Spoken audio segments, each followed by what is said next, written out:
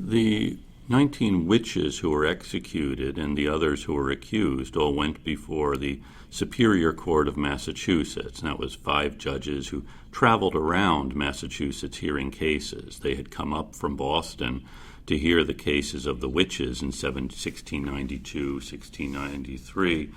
And of the judges, one was William Hawthorne, whose descendant Nathaniel Hawthorne writes eloquently about Salem and New England in the 17th century and is very much haunted by the legacy of the witch trials.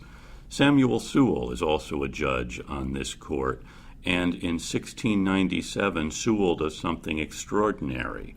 He stands up in the Old South Meeting House in Boston, his congregation, and he stands as someone reads an apology that Sewall has written, apologizing for his role in the witchcraft episode.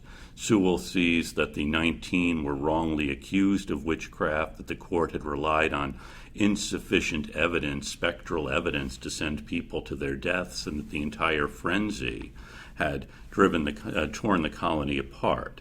These accusations in the town of Salem that had spiraled, in fact, had drawn in accusations in Boston in 1692 and 93. The jails were full of people accused of witchcraft, awaiting trial for witchcraft.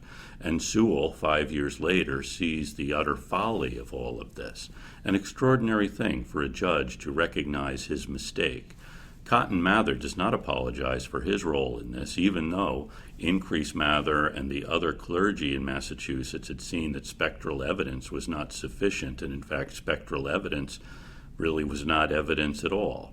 So Samuel Sewall reminds us of our own failings and of our own inability in the midst of something to recognize that we're making a tremendous mistake. So history should remember Samuel Sewall for the courage he showed, in the remorse he shows. He recognized the own sins he had committed, and he wants us to remember that he recanted.